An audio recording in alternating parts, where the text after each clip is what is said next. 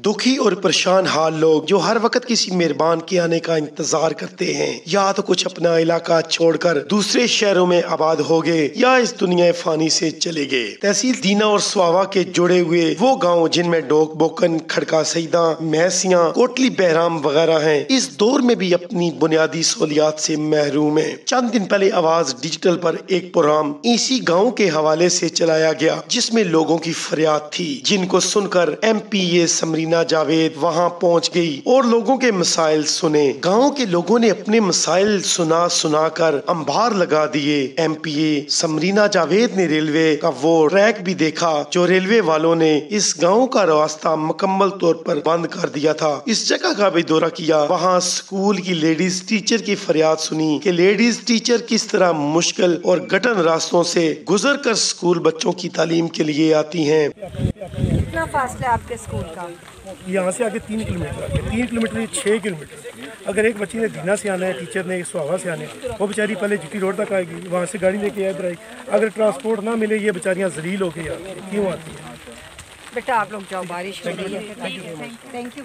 वहाँ बाकी लोगों ने भी अपने मसाइल का जिक्र किया। जब इलेक्शन के दिन करीब आ जाते हैं तो तमाम सियासी वोट लेने के लिए इन्हीं गाँव का रुख करते हैं। जब ये दिन गुजर जाते हैं तो वही सियासी अपने किए हुए वादे भूल जाते हैं। आखिर क्यों? जिंदगी का मकसद इंसानियत की खिदमत। ये अज़म लेकर MPA समरीना जावेद वहाँ पहुँच गयी और उन्होंने इस मौका पर आवाज डिजिटल से बात करते हुए कहा, आपको पता जो रेलवे का वो सारा ये काम मैंने किया, नाम इलेक्टेड के लग गया। आप बात ये करते हैं, ये सारे लोग यहाँ के इलाके के खड़े हुए हैं, यूजर है, इसी रास्ते के यूजर। ये आप लोग यूजर हैं। सबसे पहले हमें ये है कि इमीडिएट हमने एक्शन क्या करना है, वो कम पैसों में और एक हम आहिस्ता आहिस्ता चलते हैं।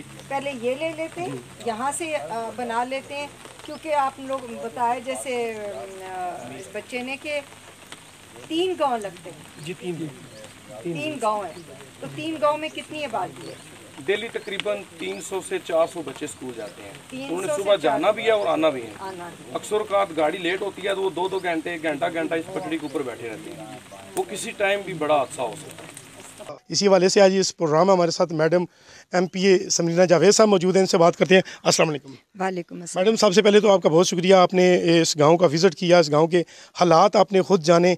इस हवाले से आप क्या इन लोगों को क्या पैगाम देंगे और जितने भी आपके जो सीनियर्स बैठे हैं उनसे क्या मुतालबा करेंगे?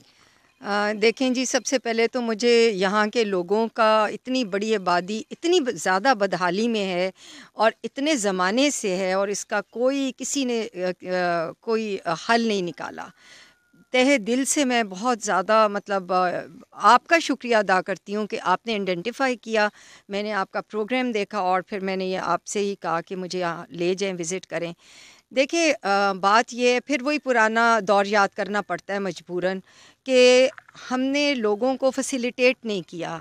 अपनी सियासत चमकाई वहाँ पर जो नज़र आती है, ऑरेंज ट्रेन पे, बाकी मामलात में, जो कि सारे दुनिया को नज़र आए, लेकिन जो हमारा एक ख़ास तबका है जो जिसे कहते हैं पिसा हुआ तबका, उस तक वहाँ नहीं, कोई भी नहीं पहुँचा।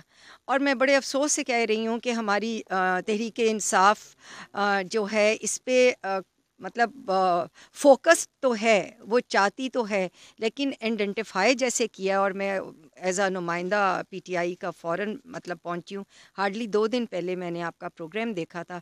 इतने लोग हैं, मुझे नहीं पता ये कौन सी पार्टी से ताल्लुक़ है। मैडम बड़े अफसोस की बात है, ये भी कहने आए कि जब हमने साबका MPA साहब से बात की, एक तो ये जो 3 गाँव हैं, इन गाँव पे क्रॉस लगा हुआ है, उनका MPA साहब ने कहा कि हमने क्रॉस लगा दिया रेड लाइन का। किसने क्रॉस लगाया? ये साहब का जो MPA साहब हैं। दूसरा जो कि मेरी खुद एक MPA साहब से मुलाकात हुई, मैंने उन्हें इस गांव के विज़िट का रिक्वेस्ट की। उन्होंने कहा कि मैं उस गांव का विज़िट तो कर दूं लेकिन मुझे वहां पे रोड देनी पड़ेगी। ये सवाल कुछ मेरे समझ में नहीं आया। देखें जी, रोड देनी पड़ेगी। जो वो फंड्स लेते हैं, हमारे बहुत चेक एंड बैलेंस है। आपको पता है खान साहब इन चीज़ों के ऊपर बिल्कुल किसी के साथ रियायत नहीं बरतते। तो जो फ़ंड है, ये जगह मैंने विज़िट की है, डिस्पेंसरी में ये मैंने जो जानवरों का गंद देखा है, बुरा हाल है। लोगों को दीना जाना पड़ता है, सुहावा जाना पड़ता है, बच्चे हैं, ये सब चीज़ें, सारी प्रॉब्लम सबको पता है, बेइंतहा मसाइल हैं। تو یہاں پر اتنا کوئی زیادہ فنڈ لگنے والا بھی نہیں ہے. کروڑوں اور اربوں کا فنڈ جب آتا ہے تو کیوں ان 3-4 گاؤں کو کیوں نہیں ملتا؟ کیا یہ لوگ پاکستانی نہیں ہیں؟ کیا ان کا ووٹ ہمارے لیے اہمیت کا حامل نہیں ہے؟ کسی بھی پارٹی سے ہوں، ہم نے پارٹی کو نہیں دیکھنا، ہم نے انسانیت کو دیکھنا ہے اور ان سب کو ہم نے کیٹر کرنا ہے. میڈم جس طرح آج بارش بھی لگی ہے، آپ نے اس گاؤں کا وزٹ کیا، سارے حالات جانے، تو کیا جو جتنے بھی لوگ تھے ان کا فرض نہیں بنتا تھا ان لوگوں کی درد کو اپنا درد سمجھنا، احساس کرنا؟ دیکھیں جی، اب زبردستی تو احساس دلوایا نہیں جا سکتا. مجھے احساس تھا، آپ کا پروگرام دیکھ کر میں حاضر ہو گئی، لیکن میں آپ سب سے بھی شرمندہ بھی ہوں اور وعدہ بھی کرتی ہوں انشاءاللہ ہمارے جو سی ایم عثمان بزدار صاحب ہیں وہ ایسی جہاں کہیں بھی پریشانی یا پرابلم ہوتی ہے اس کو ضرور کیٹر کرتے ہیں، سنتے ہیں.